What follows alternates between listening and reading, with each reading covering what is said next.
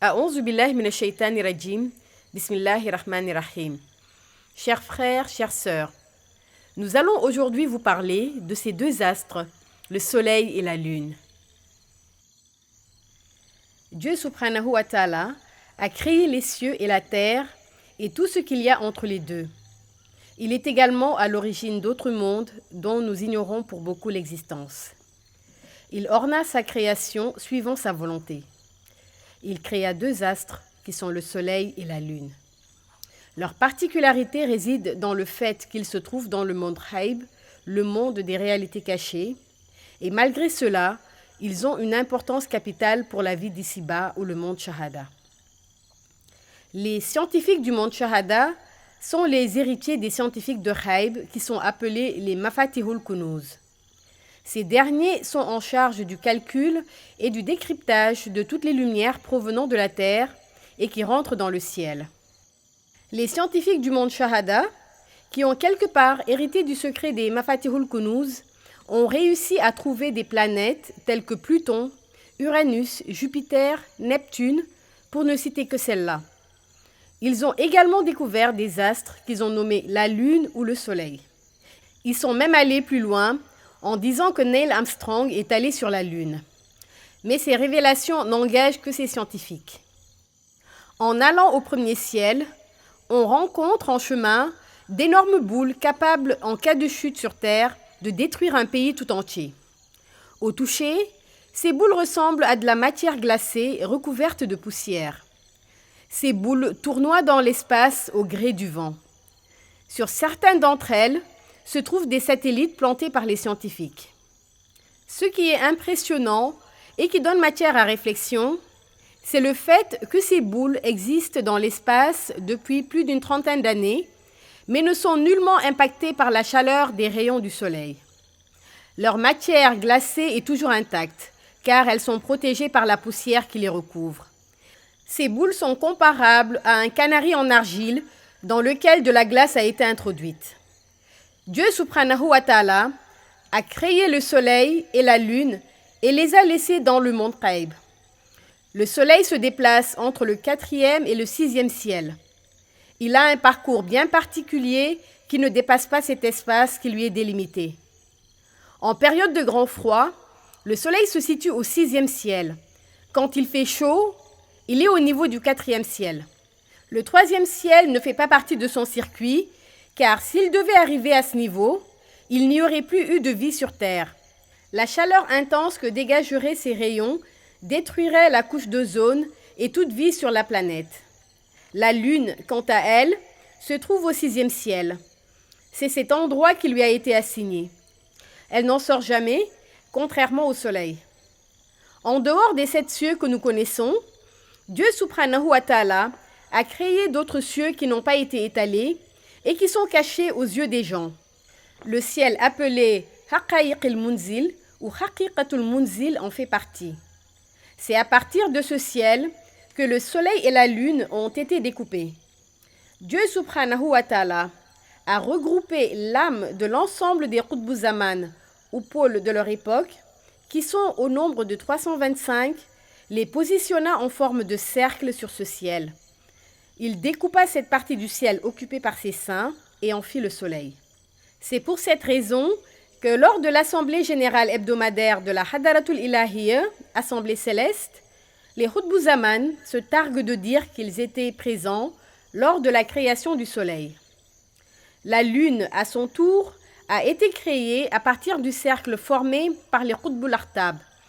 Ce qui reste du ciel à l'Aqa'iq al-Munzil a été utilisé pour éclairer Barzakh ou l'au-delà. Barzakh est parfaitement éclairé et l'on n'y trouve ni lampe, ni lune, ni soleil.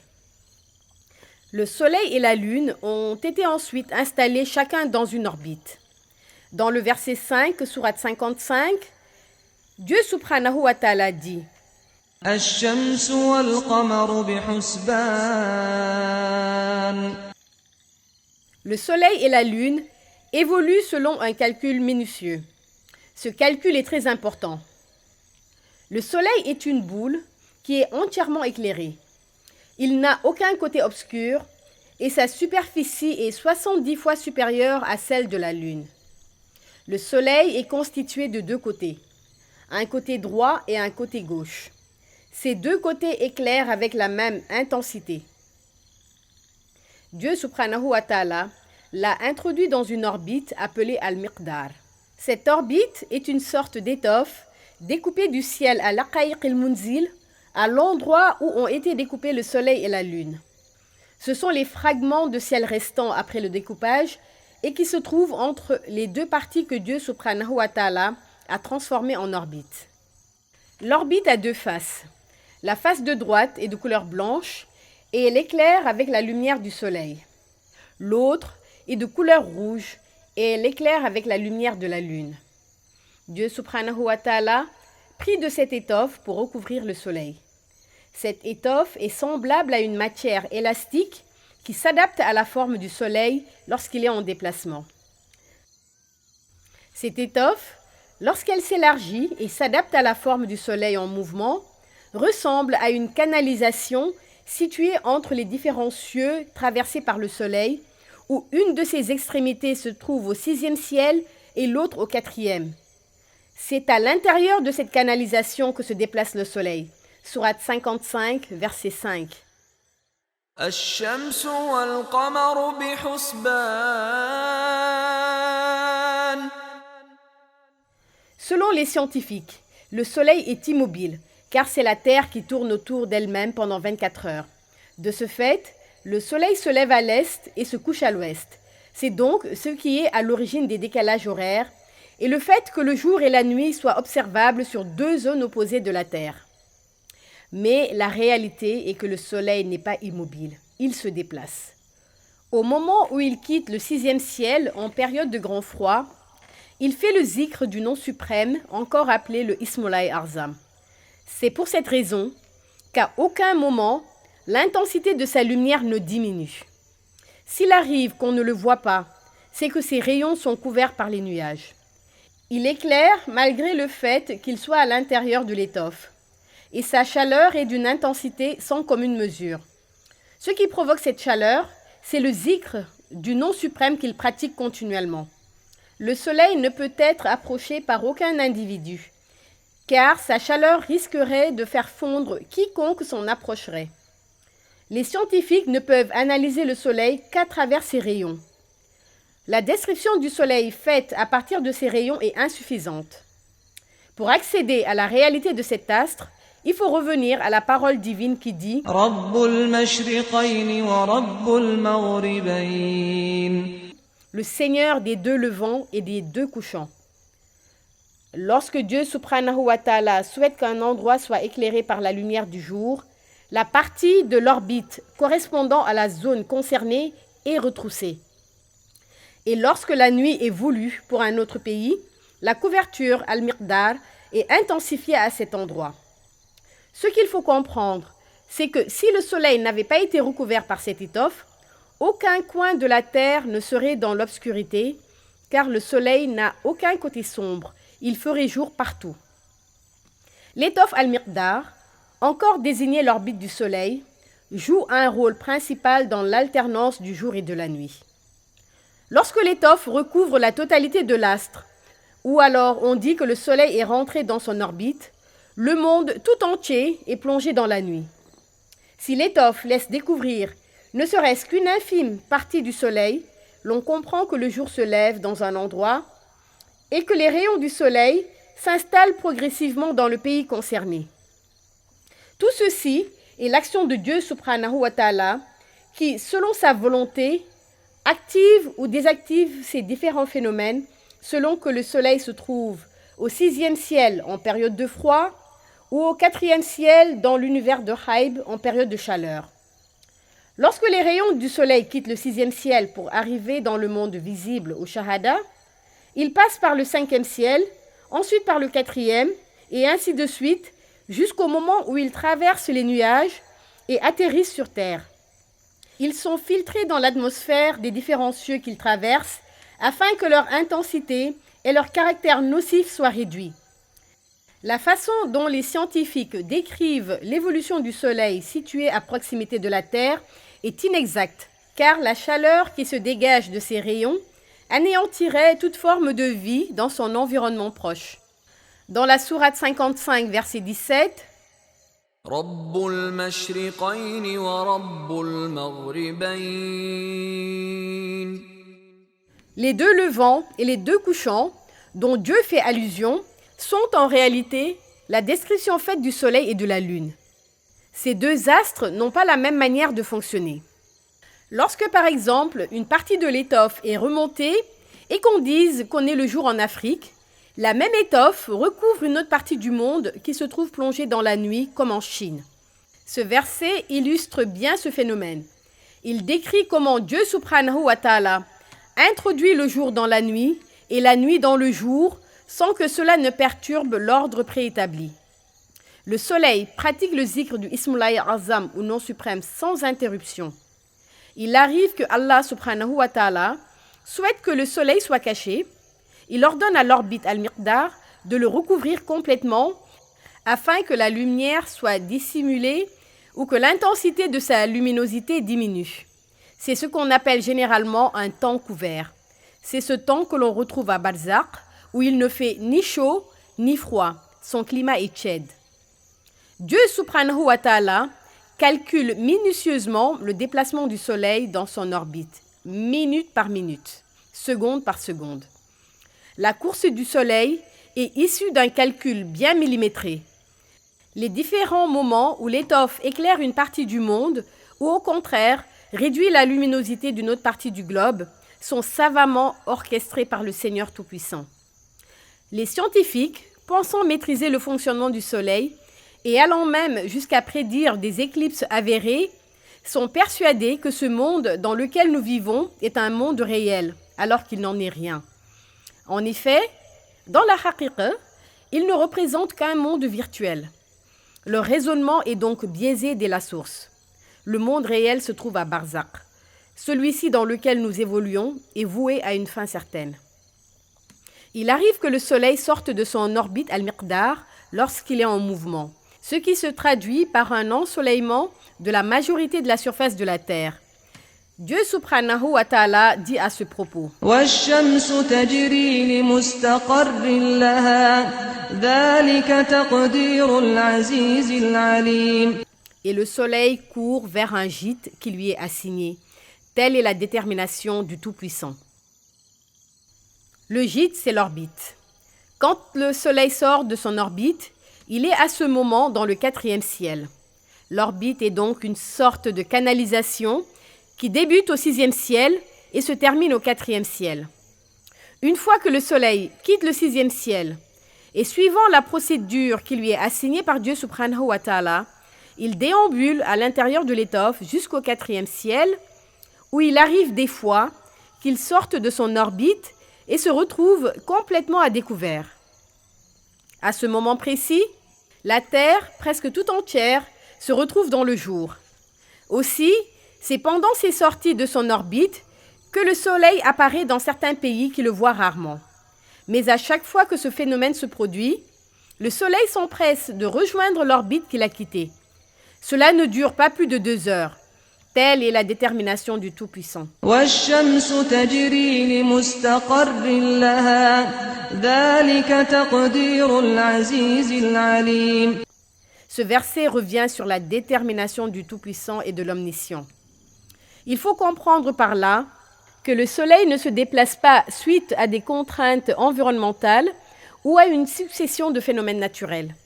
Il se déplace uniquement sur ordre divin, à travers le nom suprême dont il fait le zikr. C'est à travers ce nom que l'orbite al-Miqdar a la capacité de moduler son étoffe sur le soleil et l'ensemble relève de la volonté divine. Lorsque Dieu subhanahu wa ta'ala donne l'ordre au soleil de rester au 6e ciel, il se déplace alors à l'intérieur de l'orbite sans sortir de ce ciel. Lorsqu'il doit aller au 4e ciel, il traverse le 5e ciel, se dirige vers le 4e ciel et à l'entrée de ce ciel, il rebrousse chemin. Si l'on estimait le temps consacré à ce déplacement entre le 5e et le 6e ciel, cela correspondrait au temps mis sur terre entre le lever et le coucher du soleil. Quand Dieu subhanahu wa ta'ala désire qu'il y ait une manifestation du soleil au 4e ciel, alors que sa mission actuelle est au 6e ciel, il laisse le soleil au 6e ciel afin qu'il exécute sa mission, et des anges viennent recueillir certains rayons et les amènent au 4e ciel afin d'éclairer et de réchauffer la partie de la terre qui doit être dans la chaleur, comme l'Afrique par exemple. Dans ces cas, on remarquera par exemple à une même période la différence de température entre l'Afrique qui se réveille dans la chaleur avec un soleil ardent et l'Europe en revanche qui est dans le froid avec une lueur faible du soleil. Les anges ont également un rôle dans le filtrage des rayons. Ils manipulent les rayons pour les orienter dans telle ou telle direction. Lorsque le soleil se déplace lui-même pour venir jusqu'au 4e ciel, l'on remarque qu'il fait chaud dans pratiquement tous les pays du globe terrestre. L'alternance des jours et des nuits dans tous les pays est en effet confiée à l'orbite du soleil, encore appelée Al-Miqdar. Le rôle principal du soleil est de se déplacer telle une roue qui roule sur un chemin en suivant un calcul minutieux. Il ne reste jamais au 5e ciel qui est pour lui un passage obligatoire. Et à ce niveau, il s'y déplace à une vitesse vertigineuse, vitesse qui s'élève à des milliards et des milliards de kilomètres/heure. C'est au 4e et au 6e ciel que le soleil déambule et passe plus de temps. La lune. Pour ce qui est de la lune, Dieu subhanahu wa ta'ala lui a établi des phases. Et il dit: وَالْقَمَرَ قَدَّرْنَاهُ مَنَازِلَ حَتَّى عَادَ كَالْعُرْجُونِ الْقَدِيمِ.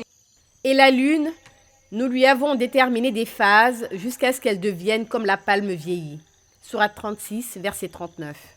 La lune se déploie en plusieurs phases jusqu'au stade de pleine lune.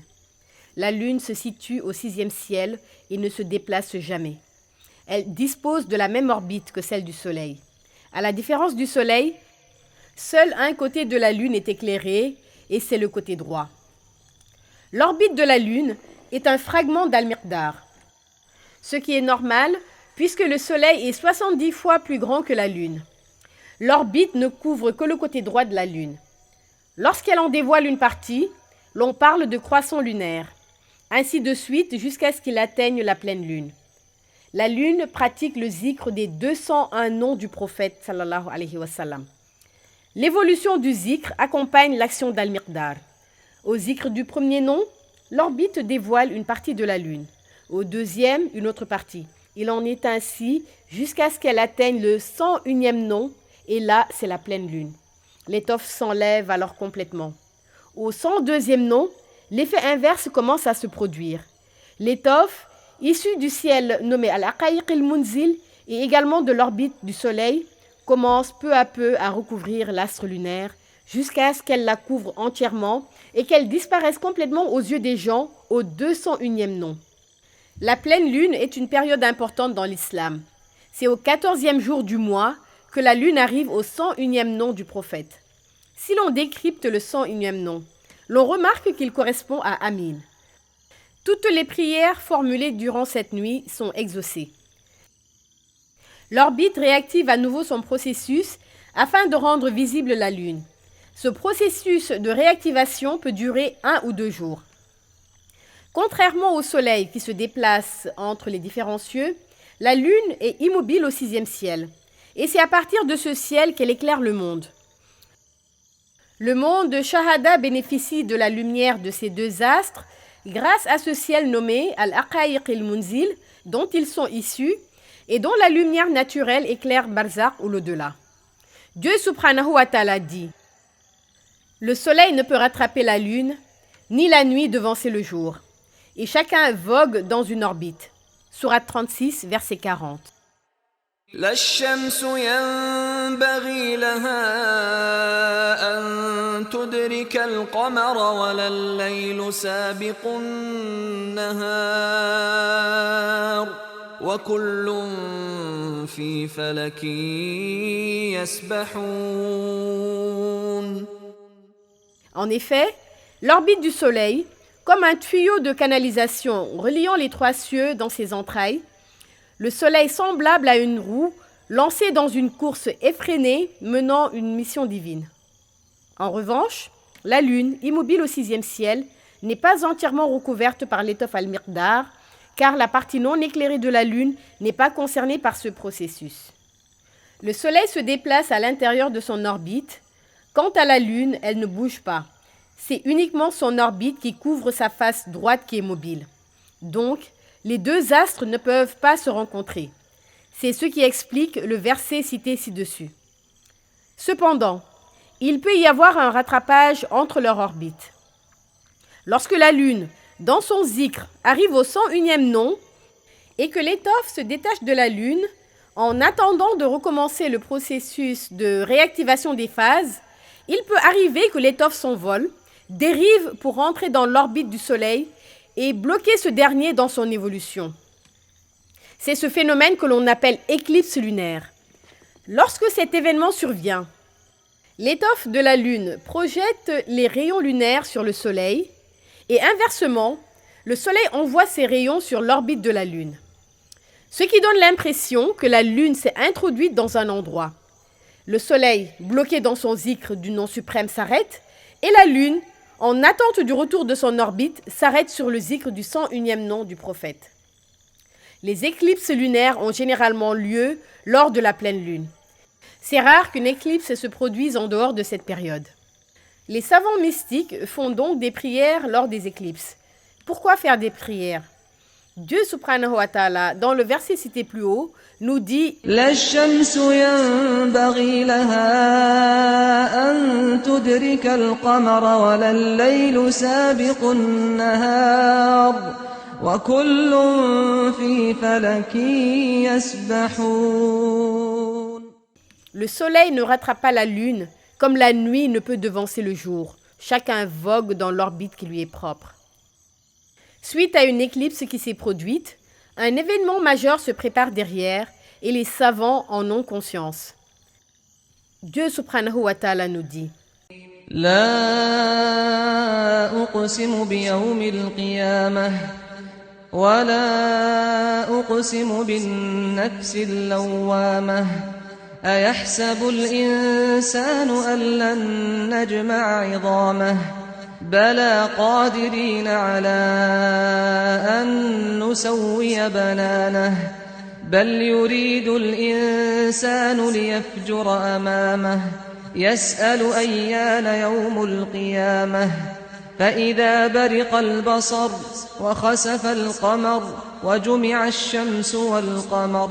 Je jure par le jour de la résurrection.